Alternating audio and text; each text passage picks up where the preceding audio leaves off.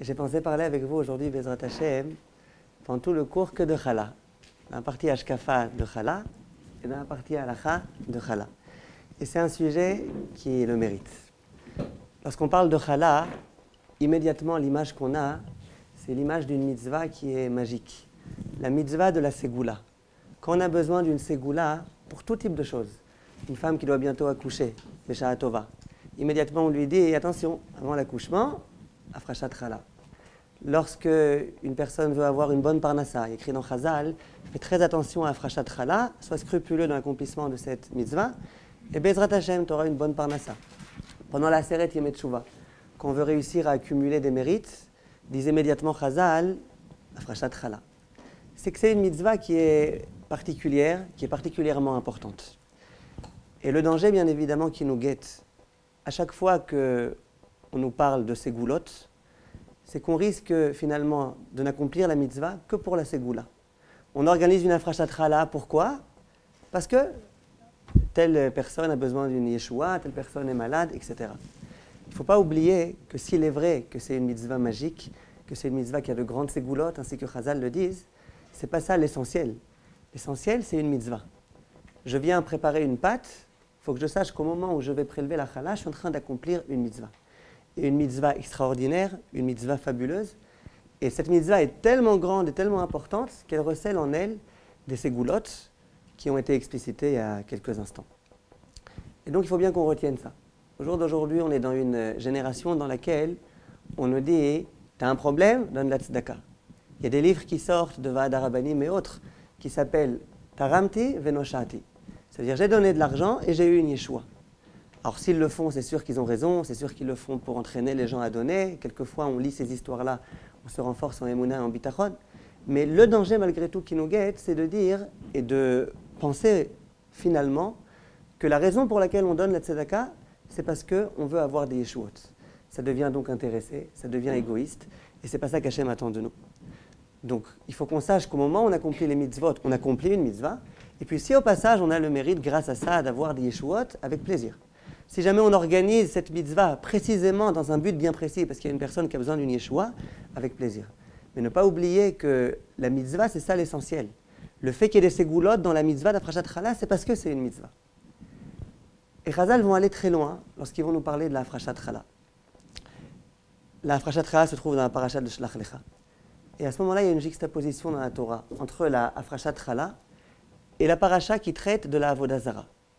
Et la Gemara demande pourquoi cette juxtaposition-là entre Afrashat Chala et Avodah Zara. Et Rabbi Yochanan dit de façon explicite Lomar Lecha, Shekol Amekayem Mitzvat Chala, Keilu Bitel Avodah Zara. Quiconque accomplit la mitzvah du prélèvement de la Chala, c'est comme s'il avait complètement détruit l'idolâtrie. Vechol Amevatel Mitzvat Chala. Par contre, celui qui au contraire annule la mitzvah Chala, Keilu Kiem Avodah Zara, c'est comme si il avait donné du poids, il avait maintenu la Avodah Zara. Donc c'est fort.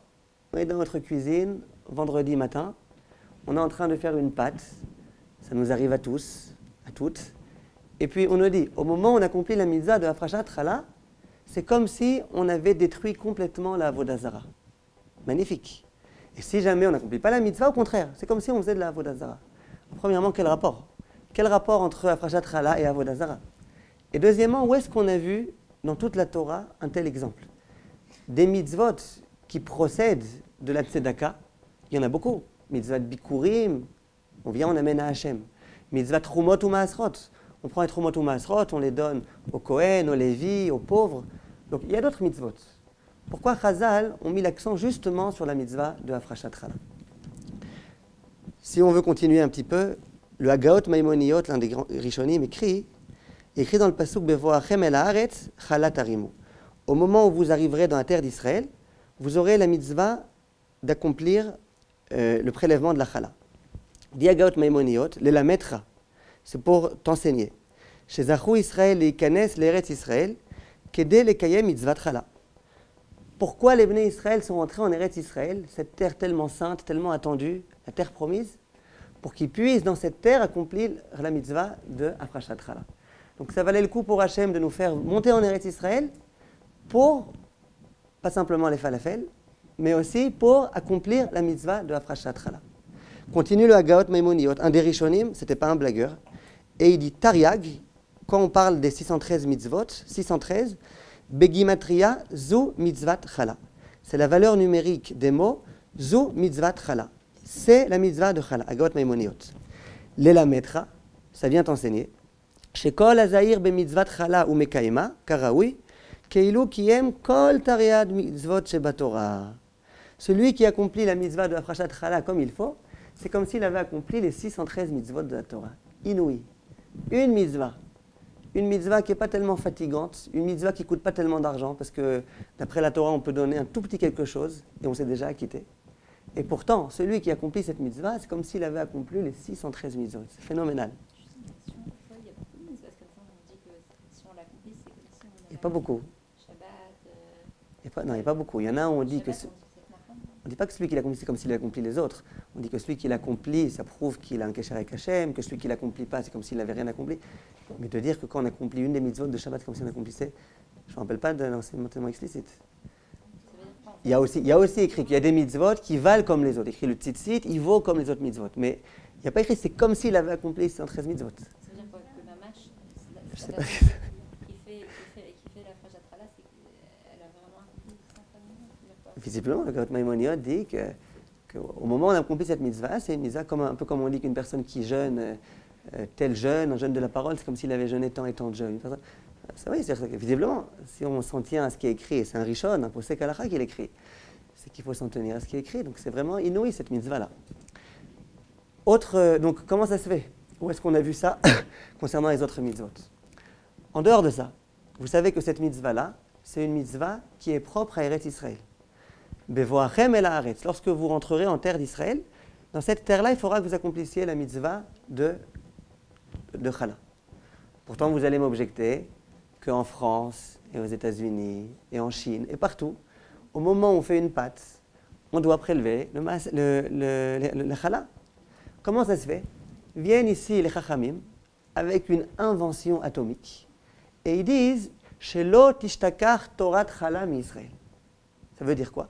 Si jamais en Chutz La'aretz, on n'accomplissait pas cette mitzvah, malheureusement, pendant tellement d'années, on n'était pas en Israël, on aurait oublié cette mitzvah. On aurait oublié exactement de quelle façon on l'accomplit, quelle quantité il faut. Et puis finalement, cette mitzvah se serait complètement oubliée. C'est la raison pour laquelle, même en Chutz La'aretz, on doit accomplir cette mitzvah. Pourquoi je dis que c'est une invention? Et c'est le Shulchan Aruch qui l'écrit explicitement. Siman Shin Chaf Bet, Shulchan Aruch explicite, la raison pour laquelle on accomplit la Hafrashat Chala en Chutz La'aretz, c'est pour ne pas que cette mitzvah s'oublie. Il y a plein d'autres mitzvot. On n'a jamais vu qu'il fallait faire les bikurim en Chutz La'aretz. J'ai un champ à Fontainebleau. La première fois que tu as un fruit, tu viens, tu mets autour quelque chose. On n'a jamais vu ça. Trumot ou Maasrot, on n'a jamais vu qu'on devait accomplir en Chutz La'aretz. Mais cette mitzvah-là, il faut l'accomplir. Shelo tishtakach Torat Chala mi-Israël. Pourquoi? Qu'est-ce qu'il y a de tellement particulier, de tellement extraordinaire dans cette mitzvah? D'autre part, il y a écrit que cette mitzvah-là, celui qui l'accomplit pas bien, donc d'une part, on a dit que c'est comme s'il faisait de la avodah zara, mais en dehors de ça, il y a énormément de punitions qui l'attendent. Il y a écrit dans la Mishnah, dans Pirkei Avot, qu'il peut y avoir une famine dévastatrice qui va complètement le tuer et le faire mourir.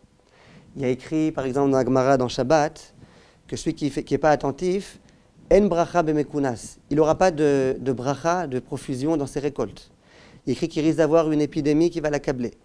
Il y a écrit que même la récolte qu'il va réussir à récolter, c'est des autres personnes qui la mangeront. Et dont on l'apprend d'un pasouk, c'est une Gemara explicite.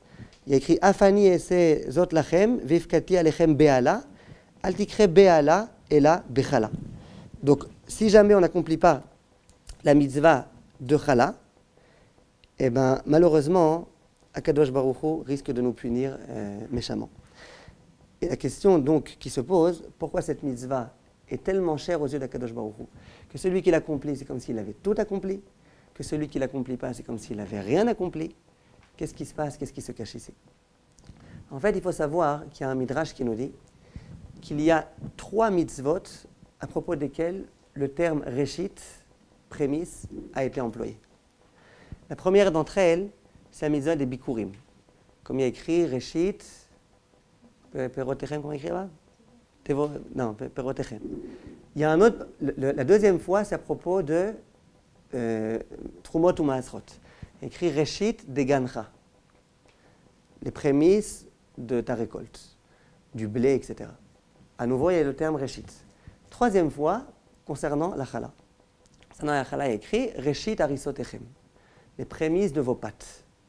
Donc le Midrash nous dit qu'il y a 3 fois le terme Reshit qui a été employé. Et de là, on apprend que Akadosh Baruch Hu a créé le monde pour ces 3 mitzvot-là. Ainsi qu'il est écrit, Bereshit bara Elokim. Akadosh Baruch Hu a créé le monde pour Reshit. C'est quoi Reshit? Pour ces 3 mitzvot. Donc tout ce monde tellement immense a été créé pour que les Bnei Israël puissent accomplir ces 3 mitzvot-là de Bikurim, Trumot ou Maasrot et de Chala. Mais malgré tout, tous ces éloges-là qu'on a fait n'a été fait qu'à propos de Chala et pas à propos des autres mitzvot. Et il faut comprendre pourquoi. En dehors de ça, il faut savoir, après on répondra aux questions, Bezrat Hashem, ne vous inquiétez pas, il faut savoir qu'on nous dit que les femmes, elles sont particulièrement tenues par 3 mitzvot. Il y a 3 mitzvot qui sont propres aux femmes. Et ça forme le mot Chana. C'est quoi Chana? Chet, c'est Chala. Nun, c'est Nida, la pureté familiale. Et He, c'est Adlakat Nerot.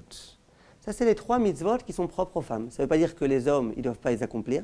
Ça ne veut pas dire qu'un homme qui est tout seul chez lui, il ne doit pas accomplir, il ne doit pas faire Adlakat Nerot, ou que s'il prépare un gâteau ou un pain, il ne doit pas prélever. Mais c'est des mitzvot qui sont propres aux femmes. Ça veut dire que c'est la mitzvah de la femme. Quand il y a un couple, par exemple, qui est en train de préparer un gâteau, c'est la femme qui doit accomplir cette mitzvah. À la maison, au sein d'un couple, c'est la femme qui allume les Nerot Shabbat. Et écrit pourquoi? Écrit que ça vient réparer la faute de Chava. Chava, elle a fait fauter Adam Arishon. Et donc il fallait bien qu'elle répare cette faute. Comment elle a réparé cette faute? En procédant à Adlakat Nerot, à Nida et à Afrashat Chala. Comment ça se fait? Dit le Midrash, dit Chazal, qu'est-ce qu'elle a fait Chana? Pas Chana. Qu'est-ce qu'elle a fait Chava? Elle a éteint la lumière. Chipta oro shel olam. Au moment où elle a fait fauter Adam, elle a éteint la lumière du monde. Adam, c'était la lumière du monde. Elle l'a éteint. Donc comment est-ce qu'elle va réparer cette extinction? En allumant les nérotes. Chava, qu'est-ce qu'elle a fait aussi? Elle a annulé on va expliquer. Chava, qu'est-ce qu'elle a fait aussi? Elle a Avda chalato shel olam. Elle a gâché, elle a abîmé la chala du monde. C'était qui la chala du monde? C'était Adam Arishon. On va expliquer. C'est la raison pour laquelle, pour réparer ça, elle va devoir elle-même prélever la chala. Donc, qu'est-ce qui se passe ici? Comment comprendre ce qui est écrit ici? En fait, il faut connaître le yesod de ces mitzvot-là, de la mitzvah de Bikurim, de la mitzvah de Afrashat Chala et de la mitzvah de Trumot ou Maasrot. Dit le Chinour la chose suivante. Mishorche mitzvah zu, sheratza Hashem lezakotenu, laasot mitzvah bereshit pirienu. Hashem a voulu nous donner le mérite d'accomplir la mitzvah dans les prémices de nos fruits et de nos récoltes. Leman da'at ki akol shelo, pour qu'on sache bien, qu'on inculque bien au plus profond de nous-mêmes, que tout appartient à Hashem. Ve'en lo le'adam davar ba'olam, rak ma sheyechalek lo Hashem itbarach bechasadav. Et l'homme n'a rien qui lui appartient en dehors de ce qu'Hachem lui a donné. Donc tout ce qu'on a, toutes nos richesses, tous nos fruits, tous nos légumes, tout provient d'Hachem. Ve'yavinze, et comment est-ce qu'il va bien intégrer ça? Biroto, en voyant, ki achar sheyaga adam kama yegiot, ve'tarach kama trachim be'olamo. Une fois que l'homme s'est fatigué énormément, ve'gia lizman she'asa peri, et puis finalement, après tant de labeur, son champ donne des fruits. Ve'chaviv alav reshit pirio kebabat aino. Et les prémices de ces fruits, les premiers fruits qu'il voit pousser, ils sont chers à lui comme la prunelle de ses yeux. Miyad notno la kadosh baruch hu. Immédiatement, il prend cette prunelle et à qui il l'adresse? À Hashem. Ou mitroken reshuto mimeno ou machniso lirshut bor'o. Et il se départit de cette appartenance-là et il la donne à Kadosh baruch hu. Donc, de là, on voit que le yesod de ces mitzvot-là, c'est de dire, j'ai des fruits qui viennent de pousser, c'est les miens, c'est moi qui me suis fatigué. c'est mes tracteurs qui ont fait toutes ces choses-là. Non, je prends le premier fruit, bikurim, je le donne pour Hachem. Les fruits, un dixième, un cinquantième, un je ne sais pas combien, je le prends, je le donne au Kohen, je le donne au Lévi. Afrashat chala, pareil. Je prends la chala, je le donne au Kohen. Tout ça pour bien montrer, non, rien ne m'appartient. Tout ce qui m'appartient, en fait, ça appartient à Kadosh Baruch Hu, et Hachem me demande de partager ce que je reçois de façon équitable, ainsi qu'Hachem l'a décidé. Donc le yesod de ces trois mitzvot-là, c'est ce qu'on vient de dire à présent. Au moment où l'homme vient et qui prélève la chala, qui prélève Trumot ou Maasrot, qui donne les bikurim, il a soit en lui cette confiance-là, cette foi, que tout ce qui se passe, tout ce qui me provient, ça provient d'Akadosh Baruch Hu, et je lui attribue ces choses-là. Si on se réfère aux premiers sacrifices qui ont été donnés par les êtres humains, c'était Caïn et Hevel. On dit que Caïn, lui, il a donné des sacrifices de ses fruits. Il avait des champs, et il a donné des sacrifices de fruits. On dit que Hevel, au contraire, lui, qu'est-ce qu'il a fait? Il a donné Bechor Tsono. Il a pris les Bechorot, les premiers-nés de ses troupeaux, et c'est eux qu'il a donnés en sacrifice, qu'il a offert à Kadosh Baruch Hu. Et l'histoire est connue, Kadosh Baruch Hu a aimé, a apprécié, a agréé les sacrifices de Hevel, et il a refusé ceux de Caïn. Dit Razal, pourquoi? Parce que Hevel, il a donné le meilleur de ses troupeaux. Il a pris les Bechorot, les premiers-nés, les plus vigoureux. C'est eux qu'il a donnés à Hachem. Par contre, Caïn, qu'a-t-il fait? Il a pris les bons fruits pour lui, et puis il a donné les mauvais fruits, ce qui restait, la fin des fruits, non pas le prémisse, mais au contraire ce qui restait, il l'a donné à Hachem. Il y a un sefer dans lequel il explique, à Maor Sheba Torah, il pose la question et il explique de la façon suivante. Il dit, mais comment ça se fait finalement que Hevel, lui, naturellement, il a donné le meilleur, alors que Caïn, naturellement, il a donné le mauvais. Comment ça se fait? Il explique de la façon suivante. Il dit Caïn, c'était un homme des champs, un homme qui travaillait dans les champs. Et quel est le problème quand on travaille dans le champ? C'est que, d'une part, c'est vrai qu'on ressent qu'on est totalement dépendant d'Akadosh Baruch Hu. Parce que sans pluie, on ne peut rien faire. Parce que sans soleil, quelquefois, à certains moments, on ne peut rien faire. Et il y a tout type de climats qui sont nécessaires. Et donc, l'agriculteur, il se ressent dépendant d'Akadosh Baruch Hu. Mais d'autre part, il y a énormément de choses qu'il fait de lui-même. C'est lui qui travaille, c'est lui qui ensemence, c'est lui qui laboure. Il fait énormément de choses. Donc, quelle est ici la confusion qu'il risque de faire? C'est le drame du Kochi Votsemyadi. Il risque de se dire, c'est vrai qu'Hachem a sa part dans ses fruits et ses légumes et ses récoltes, mais moi aussi j'ai ma part. Tu vois bien, si je n'avais pas labouré la terre au moment où il fallait, si je n'avais pas été capable de faire ce qu'il fallait au bon moment, si je ne connaissais pas toutes ces stratégies, je n'aurais jamais réussi. Caïn, l'impression qu'il avait en tant qu'agriculteur, c'était que Akadosh Baruch Hu, il a sa part, mais moi aussi j'ai ma part. On est associés tous les deux. Si on est associés, moi je me préoccupe de moi-même, et puis lui il se préoccupera de lui-même. Donc moi je prends ma part en premier lieu. C'est moi prime, c'est moi qui suis arrivé en premier. Et puis lui il est seconde, il vient après, il se débrouillera avec ce qu'on lui donnera. Comme ça il explique dans ce sefer. Il dit par contre, Hevel, lui il avait des troupeaux. Et de quoi il se nourrissait? Du fait que les troupeaux se reproduisent. Comment ça se fait qu'un jour j'avais 100 animaux et l'année d'après j'en ai 1000? J'y suis pour quelque chose moi? J'y suis pour rien du tout. Les animaux étaient ensemble et puis voilà, ils ont mis bas d'autres animaux. Il dit dans ce sefer, au moment où Hevel voyait chaque jour qu'il y avait à nouveau du nouveau bétail, qu'il y avait des nouveaux agneaux, des nouveaux veaux, etc. À ce moment-là, qu'est-ce qu'il se disait? Il disait ça provient que d'Hachem. J'ai rien fait. C'est pas que je me suis mis à chanter et puis ça les a fait naître, c'est pas ça. C'est Hachem qui a tout fait de lui-même. Donc, Hevel était conscient que tout provient de Hachem. Si tout provient de Hachem, eh bien, je dois lui donner. C'est la moindre des choses, que tout d'abord je l'honore du meilleur, et puis ensuite ce qui reste, je le garderai pour moi. Voilà de quelle façon il explique.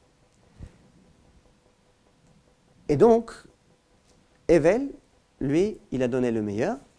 Caïn, lui, malheureusement, a failli à cause de cette chose-là.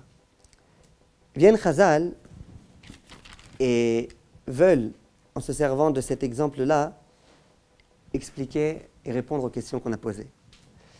Qu'est-ce qui se passe dans Trumot ou Maasrot, par exemple. On a dit, il y a d'autres mitzvot, il n'y a pas que Chala. Trumot ou Maasrot, c'est à peu près la même démarche que Chala. Trumot ou Maasrot, je prends les prémices de ma récolte et puis je les donne aux Kohen, aux Lévi, aux pauvres. Donc c'est exactement la même chose. Quelle différence? Pourquoi la Chala, elle est particulièrement importante, considérée aux yeux d'Akadosh Baruch Hu? Disent Chazal, écoutez bien, ils disent comme ça. Au moment où j'ai pris mon fruit, je me suis rapproché de mon arbre, j'ai vu qu'il y avait par exemple un grenadier. J'ai vu que c'était cette grenade-là la première. Immédiatement, j'ai mis un signe pour savoir que cette grenade-là, je l'amènerai en tant que bikurim. D'accord? Donc, c'est vrai que j'avais le risque d'échouer comme Caïn a échoué. Et de me dire, cette grenade, elle n'est pas Hachem, elle est qu'à moi. Comment je répare cela? Comment je prouve que ce n'est pas vrai? Je suis conscient que c'est Hachem qui fait tout. Je suis conscient que ces grenades-là appartiennent à Hachem, que c'est grâce à lui que je les ai obtenues, en procédant à la mitzvah de bikurim. Donc, je procède à bikurim. Ensuite, je prends toutes mes grenades, je les fais rentrer chez moi. À ce moment-là, Trumot ou Maasrot, je fais tout ce qu'il faut comme il faut. Et puis, immédiatement, ensuite, qu'est-ce que je vais faire? Je vais manger. Entre le moment où j'aurai prouvé de façon explicite que je sais que tout provient de Hachem et le moment où je vais consommer les fruits, est-ce qu'à un moment donné, je vais pouvoir commencer à m'embrouiller et à croire que c'est moi qui ai fait quelque chose? Non. Si déjà je pouvais commencer à m'embrouiller, c'était au moment où je vois les beaux fruits. Mais au moment où j'ai vu ces beaux fruits, immédiatement j'ai corrigé le tir en disant Bikurim, ça c'est pour Hachem. Trumot ou Maasrot, ça c'est pour Hachem. Kohen, Lévi. Donc j'ai déjà prouvé explicitement que je n'avais pas failli, que j'étais conscient que tout provenait d'Hachem. Une fois que je sais que tout provient d'Hachem, je vais manger mes fruits. Et puis il n'y a plus aucun risque. Par contre, il y a une grande différence concernant la mitzvah de Hafrashat Chala.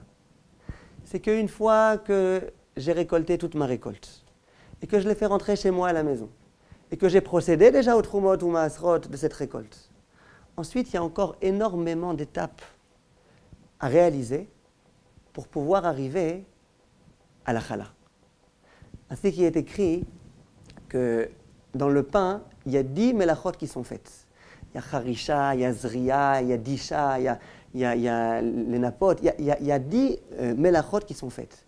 C'est pour ça qu'écrit dans le Beth Yosef, par exemple, au moment où on prend le pain, le Shabbat par exemple, c'est bien de prendre le pain entre les 10 mains, pour se rappeler qu'il y a 10 melachot qui ont dû être faites et qu'Akadosh Baruch Hu nous a permis d'accomplir pour avoir ce pain. C'est pour ça qu'il y a 10 mots dans la bracha de Hamotzi Lechem Min Haaretz. Si vous comptez les mots de Hamotzi Lechem Min Haaretz, c'est la seule bracha où il y a 10 mots.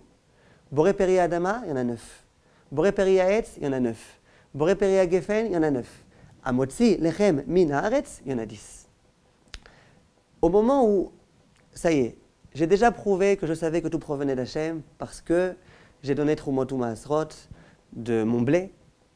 Ensuite, il va y avoir tellement d'étapes qui vont dépendre plus que de moi que je risque à nouveau d'oublier complètement l'intervention d'Hachem dans la préparation de mon pain. Pourquoi? Ça y est, j'ai déjà prélevé Trumot ou Maasrot. Maintenant, finalement, qui est-ce qui va moudre la farine? C'est moi. Qui est-ce qui va, comment on dit les napotes, tamiser la farine? C'est moi. Qui est-ce qui va pétrir la pâte? C'est moi. Qui est-ce qui va savoir exactement combien de sucre mettre et combien de ceci et combien de cela? C'est moi. Qui est-ce qui va savoir enfourner comme il faut et sortir du four comme il faut? C'est moi.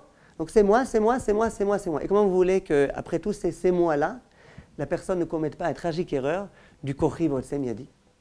C'est dangereux. Alors dans Trumot ou Maasrot, c'était pas compliqué. Parce que je suis rentré dans mon champ, j'aurais pu commettre l'erreur immédiatement, j'ai accompli la mitzvah de Bikurim. Dès que les choses sont rentrées chez moi à la maison, immédiatement, je me suis dit, allez, Trumot ou Maasrot, j'ai prouvé que tout provient d'Hachem. Et immédiatement, j'ai consommé les choses. Mais par contre, quand je vais devoir moi-même intervenir, me servir de tout mon art, à ce moment-là, il y a un risque. Il y a le risque du Kochi Votsem Yadi. Vient la mitzvah de Chala me rappeler que ne crois pas que c'est toi le très bon cuisinier, ne crois pas que c'est toi le cordon bleu. Non, ne crois pas. Ne crois pas. C'est Hachem qui t'a aidé à tout accomplir. Hachem t'a aidé et a fait en sorte que le blé puisse pousser, c'est vrai. Hachem t'a aidé ensuite à pouvoir tout récolter et amener à la maison, c'est vrai, mais ça ne s'est pas arrêté là. Ensuite, Hachem t'a aidé aussi à cuisiner ce pain tellement bon que tu es en train de consommer maintenant, que tu vas bientôt consommer. Ça, c'est la grandeur de la Hafrashat Chala. La Hafrashat Chala, c'était le risque de pouvoir croire que c'est moi qui fais tout. Et c'est la rectification de cela en disant c'est Hachem qui fait tout. La preuve, je prends la chala, je la prélève et je la donne à Kadosh Baruch Hu, je la donne au Kohen. Et c'est de cette façon-là qu'on prouve qu'on est conscient que c'est Hachem qui fait tout. Un peu comme le principe du Shabbat, en fait, non? De quoi? En fait, toute la semaine, on est censé intervenir dans la création du travail, on fait des choses, et le Shabbat s'arrête complètement, on fait plus de mélachote. On reconnaît On prouve, ouais. que c'est Kadosh Baruch Hu qui est le maître. D'accord. Le principe que le Maaser. Comment ça? Que quoi? Le Maaser. Que le Maaser? Non, le Maaser. 10%, c'est pas nous. Ça revient à Hachem et le reste. D'accord. Mais après le Maaser, il n'y a déjà plus de risque. Ça veut dire, c'était un risque au moment. C'est vrai que dans le monde du travail, ce risque est très grand. Vous avez raison. Mais vous comprenez la différence entre le Maaser des fruits et celui-là?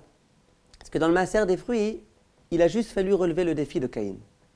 Caïn, lui, il a pensé que dans la mesure où c'est moi qui me suis fatigué à faire tout ce que j'ai fait, eh ben, je suis shutaf avec Akadosh Baruch Hu, je suis associé avec Akadosh Baruch Hu. Nous, au moment où on prélève les Maasrot, on relève le défi de Caïn. On dit non, nous on est conscient que tous les efforts que j'ai faits, eh ben, ça provenait tout d'Hachem. Dans la Frachat Chala, il va falloir relever un défi beaucoup plus grand. C'est le défi de dire, même une fois que tout est rentré à la maison, que j'ai plus besoin de la pluie d'Hachem, que j'ai plus besoin du soleil d'Hachem, j'ai plus besoin de rien. Maintenant, c'est mes mains. C'est moi qui mets mes mains à la pâte, et c'est le cas de le dire. Malgré tout, non. Je suis conscient que c'est Hachem qui me permet de mettre mes mains à la pâte, c'est Hachem qui me donne la réussite. C'est la raison pour laquelle on comprend ce que Chazal nous a enseigné. À savoir que la paracha de Chala a été juxtaposée à celle de Avodah Zara. Pourquoi? Nous dit Rabbi Yochanan, pour qu'on soit conscient du fait que celui qui accomplit la mitzvah de Chala comme il faut, il détruit la Avodah Zara. C'est quoi la grande Avodah Zara? La Avodah Zara, c'est penser c'est moi qui fais, c'est moi qui gagne, c'est moi qui ceci, c'est moi qui cela. C'est ça la plus grande Avodah Zara. Au jour d'aujourd'hui, vous connaissez encore beaucoup de gens qui se prosternent devant des idoles. Aujourd'hui, la vraie Avodah Zara, c'est la Avodah Zara de croire c'est moi le maître, c'est moi qui fais ce que je veux, et puis c'est tout. Comment on fait pour détruire cette Avodah Zara-là?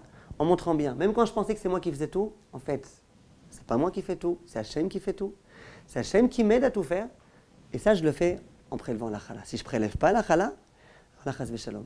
Ça prouve que je pense que c'est moi qui ai fait. Et donc, il n'y a aucune raison que je donne à Hachem. Il n'y a aucune raison que je donne au Kohen. Bien qu'Hachem me l'a ordonné. C'est moi qui ai fait. Ça m'appartient à moi. D'accord, toi Hachem, tu m'as aidé à me donner de la pluie. Trouve-moi tout ma asrot, j'ai donné. Mais pourquoi chala? Non, chala, je ne donne pas. Quand je ne donne pas la chala, je prouve que je pense que c'est moi qui ai fait.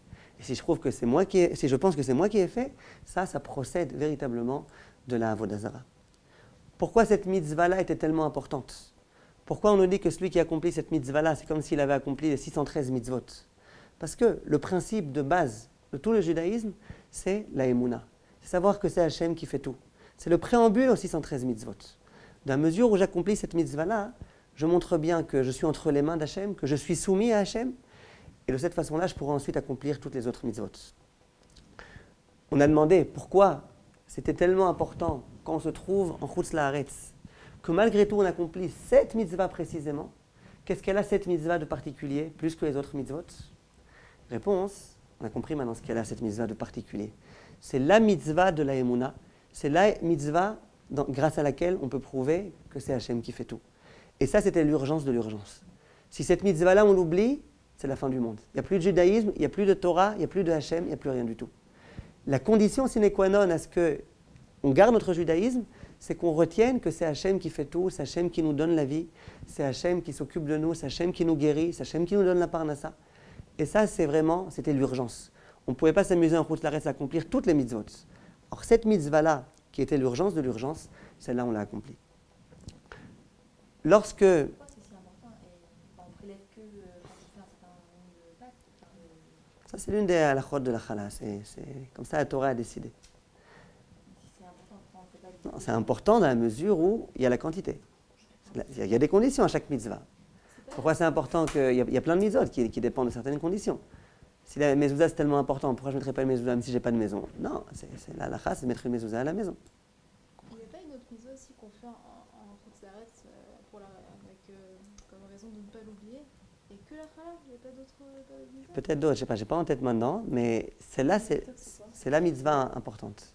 Enfin, les amis Yosef, c'est parce qu'on se souvient qu'on a fait ça. Ça, c'est ouais, ça, c'est autre chose un peu. Nida, c'est son zachar de quoi? Oh, voilà, alors, très bien. Alors, vous avez posé la question, c'est quoi cette chalato shel olam? Alors, regardez, lorsque Adam Arishon a fauté,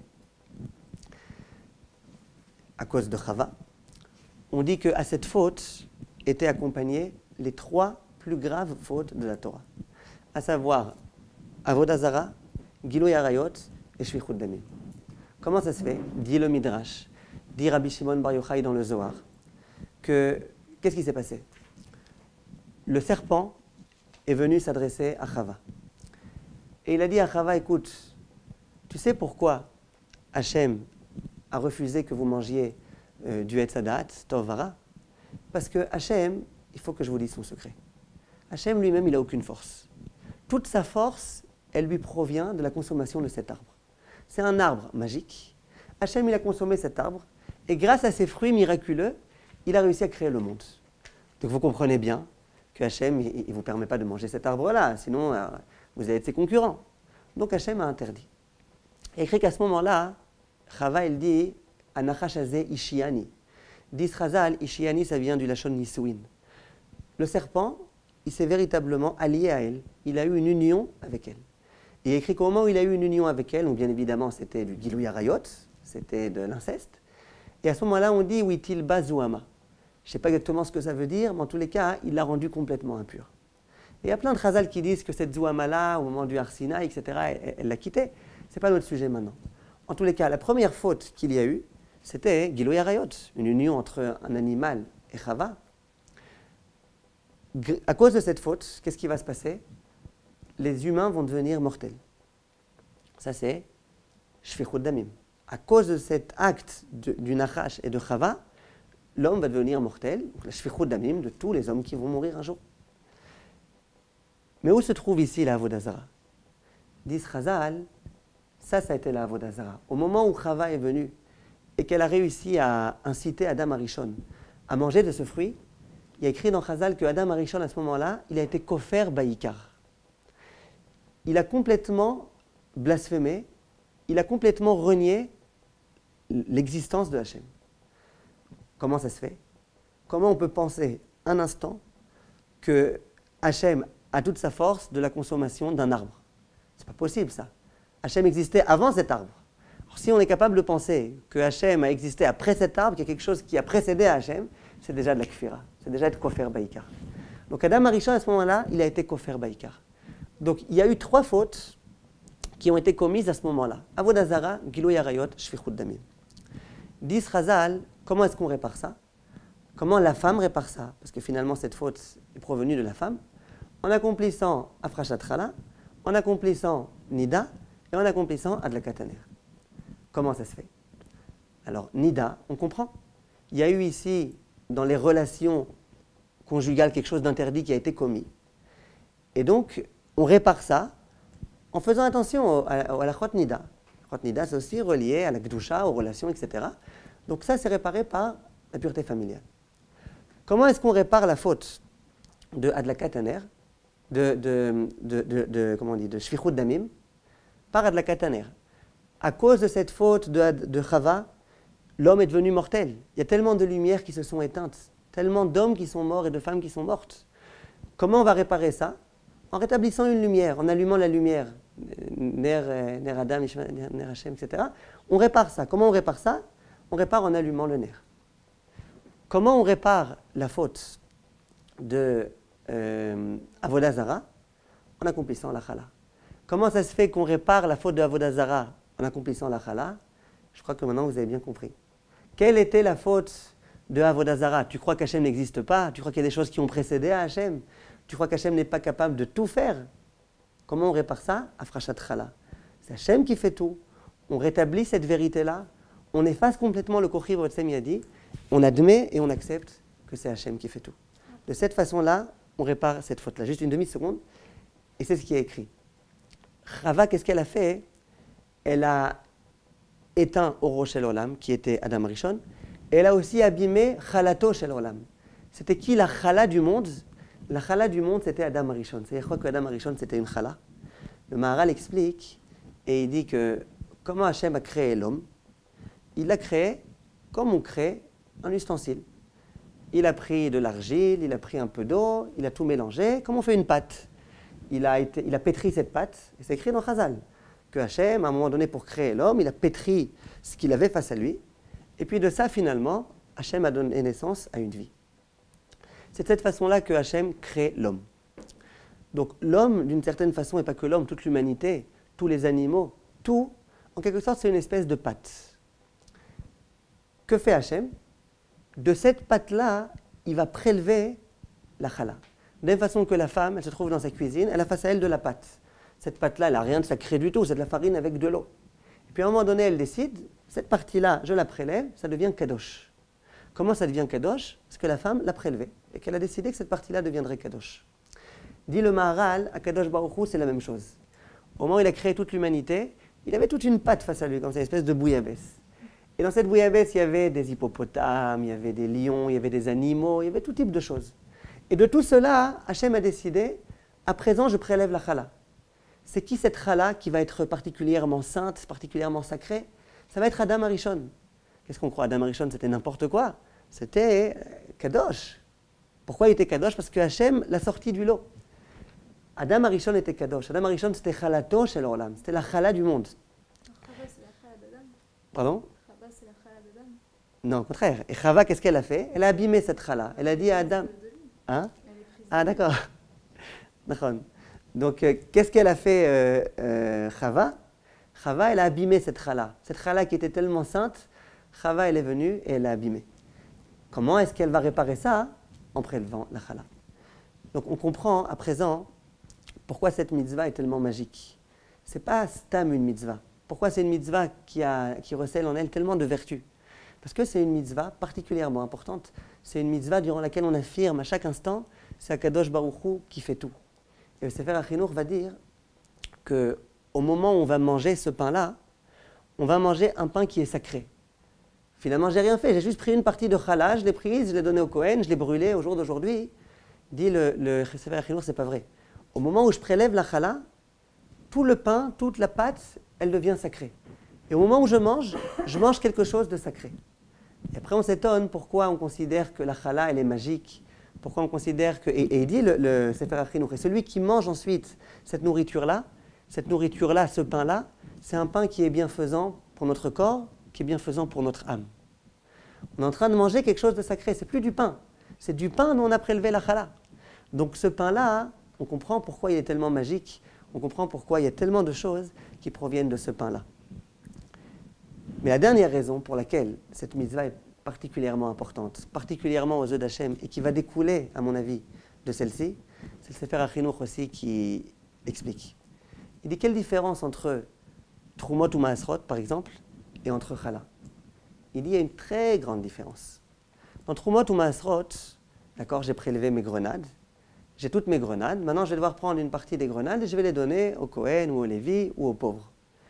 J'ai récolté par exemple mon blé, mon orge, mon avoine, et je vais devoir à ce moment-là donner une partie au Kohen, au Lévi ou aux pauvres.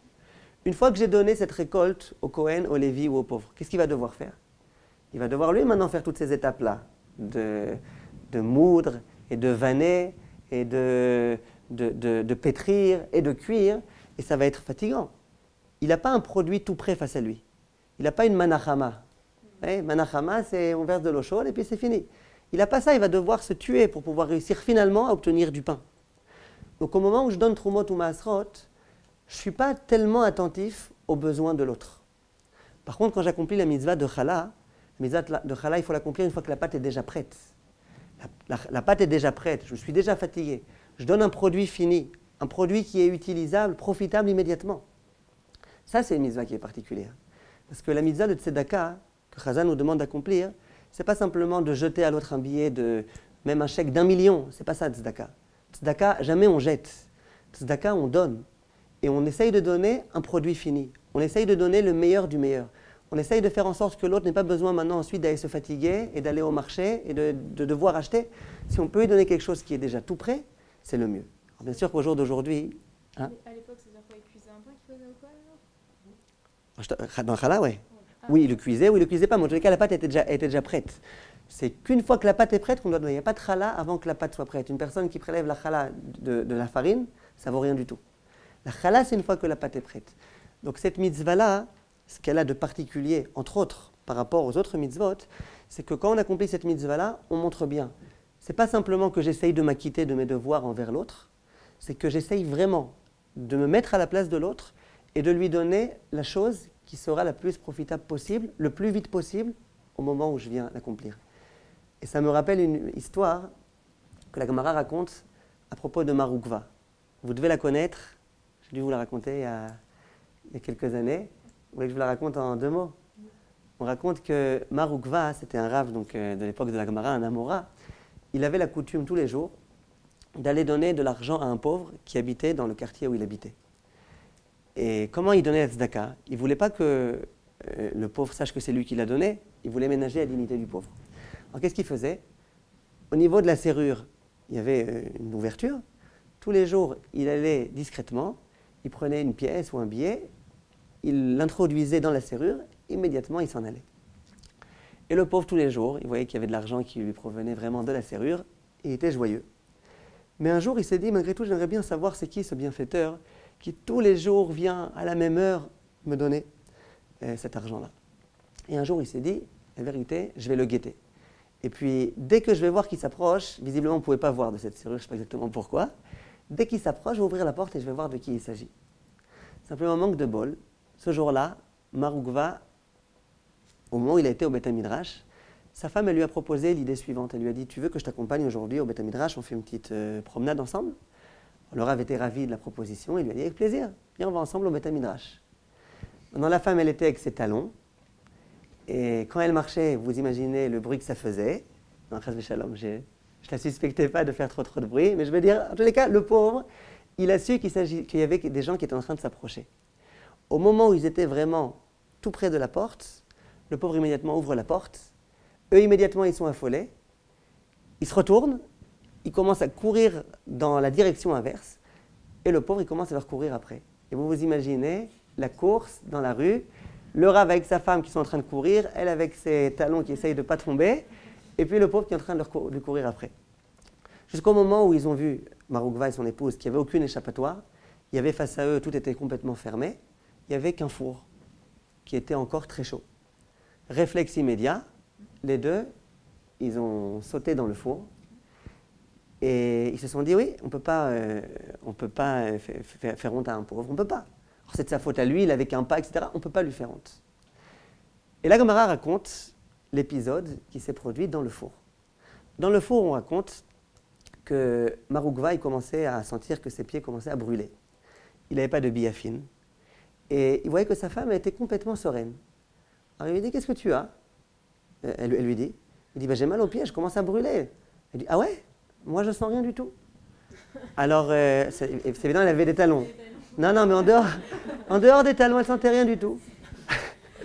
Alors le Rav, il dit, écoute, excuse-moi de te demander, mais je peux quand même mettre mes pieds sur tes pieds, comme ça peut-être que moi aussi, j'aurais pas mal. Elle dit, volontiers. Et puis on raconte qu'il a mis ses pieds sur ses pieds, et puis il n'a plus rien senti. À ce moment-là, le Rav dit à sa femme, excuse-moi, je peux te poser quand même une petite question.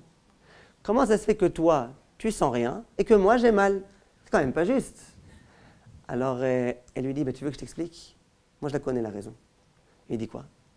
Elle dit, tu sais, toi, tu donnes la tzedaka. C'est vrai, tu es en train d'accomplir une mitzvah, là. Mais moi aussi, je donne la tzedaka. Qu'est-ce que tu crois? Quand toi, tu vas au Beth Midrash, je crois qu'il n'y a pas des gens qui tapent à la porte pour me demander la tzedaka? Elle dit simplement, il y a une différence entre ta tzedaka à toi et la mienne. Il dit, ah ouais? C'est quoi la différence? Et lui dit, regarde, toi, qu'est-ce que tu fais? Tu vas, tu prends une pièce et tu la donnes au pauvre. Ensuite, le pauvre, il doit prendre cette pièce. Il doit aller au marché, il doit acheter des fruits et des légumes, il doit les éplucher, il doit les laver, il doit les couper, etc., etc. Et puis finalement, après quelques heures de labeur, il aura un plat complètement prêt. Il dit, mais moi, qu'est-ce que tu crois? Moi, je suis à la maison. Au moment où les gens viennent, je leur donne des escalopes, je leur donne même du sel et du poivre et tout ce qu'ils veulent. Moi, je leur donne une nourriture qui est déjà prête. L'écriture, ce qui est écrit là-bas, c'est « Mekarva anatayu ». Et Rachid dit là-bas 2 choses. Il dit, toi, on ne sait jamais où t'es. C'est vrai, les rabbinim, on ne sait jamais où ils sont. Une fois, il peut être à un cours ici, une fois là-bas, une autre fois, il se cache pour que personne ne dérange. On ne sait jamais où ils sont. Alors, les pauvres, ils veulent de l'argent, ils vont te chercher ici, là-bas, et tu les fatigues, les gens. Moi, les gens, ils savent que je suis toujours à la maison, donc c'est pas compliqué. On veut la rabbinite ou gva, on tape à la porte, il n'y a pas de problème. Donc, premièrement, moi, je suis joignable, je suis présente. Mais en dehors de ça, toi, tu donnes de l'argent, moi, je donne quelque chose de complètement prêt. C'est à peu près ça, la notion de la chala. La chala, c'est pas simplement je donne, c'est je donne un produit qui est prêt, qui est bon, et je me préoccupe vraiment de l'autre. Voilà pourquoi cette mitzvah-là est aussi particulière. Parce que c'est une mitzvah de vrai chesed. Pourquoi je dis que c'est relié à tout ce qu'on a dit au tout début, à mon avis? Parce que l'un dépend de l'autre. Si jamais je pense que mon argent, c'est le mien, mon argent, c'est moi qui l'ai gagné, c'est moi qui me suis fatigué à le gagner. Alors déjà, quand il y a un pauvre qui vient, j'ai aucune envie de lui donner. T'as qu'à travailler, t'as qu'à te débrouiller. Et puis si j'accepte de lui donner, c'est déjà pas mal que je lui donne. Enfin, en plus que je lui donne du sel et du poivre, débrouille-toi, mange comme ça, quoi. T'es un pauvre, de toute façon, t'es un clochard. Si par contre je prends conscience du fait que non, mon argent, c'est pas mon argent. Hachem m'a donné de la réussite, donc j'ai eu de l'argent. Et Hachem me demande maintenant de le donner à Tzedaka. Alors si jamais je suis conscient de ça, c'est pas simplement que je donne, c'est que je suis conscient que la raison pour laquelle Hachem m'a donné cet argent, c'est pour le distribuer, mais pour bien le distribuer, de la façon la meilleure. Donc je le distribue avec le sel, avec le poivre, avec le sourire, en étant présent. C'est la raison pour laquelle cette mitzvah-là, c'est une mitzvah particulière. C'est un plaisir qu'on puisse, Bezrat Hashem, s'engager dans l'étude de ces halachot-là, et qu'on retienne bien que c'est vrai que c'est une mitzvah qui a plein de ségoulottes, et la raison pour laquelle il y a tellement de ségoulottes qui débordent de cette mitzvah, c'est parce que c'est une mitzvah elle-même tellement riche, une mitzvah de Emouna, une mitzvah de Chesed. J'ai mis à Zor qu'on ait le mérite d'accomplir cette mitzvah, et qu'on ait toujours des Yeshuot, avec cette mitzvah, sans cette mitzvah, Bezrat Hashem, qu'on ait que des Yeshuot, Bezrat Hashem, toujours.